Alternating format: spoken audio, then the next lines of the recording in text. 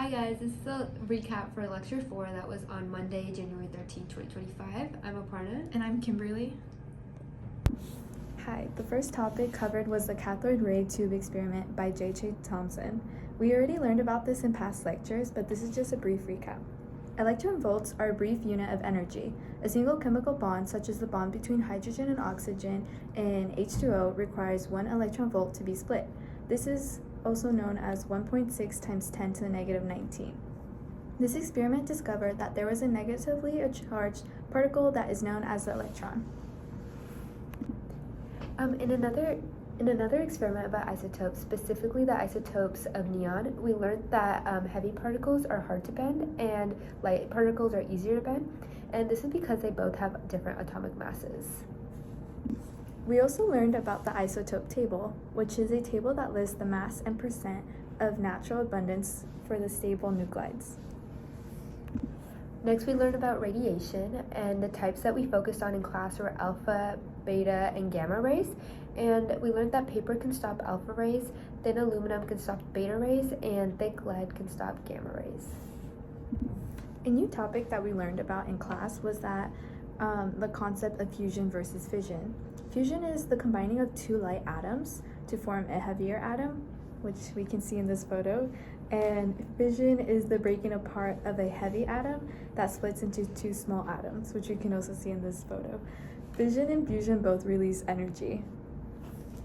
Speaking of energy, we also learned about Albert Einstein's equation for energy, and this is E equals mc squared, and this just means energy equals mass multiplied by the speed of light squared. Next, we learned about a fission decay change. This is something also new that we learned. This is a series of radioactive transformations where one unstable isotope decays into another, eventually reaching a stable isotope. For example, the uranium isotopes continue to decay, leaving behind nuclear waste. And this waste we know is not good for our environment. We also learned that there was supposed to be a place to put the waste, but it got scrapped, the idea.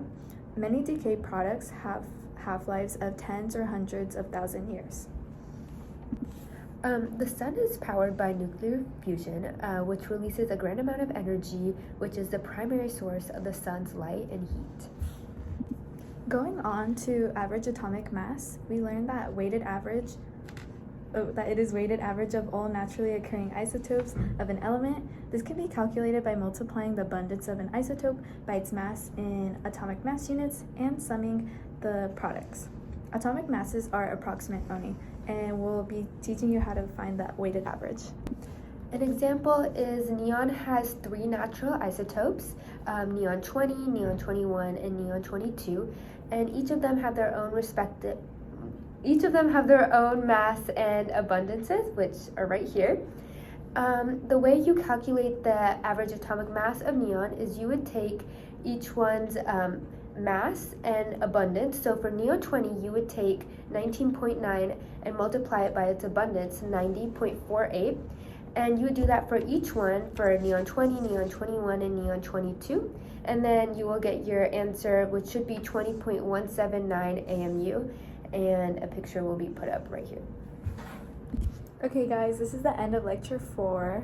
Hopefully this cleared some things up, kind of clarified what was taught in lecture 4. Thank you.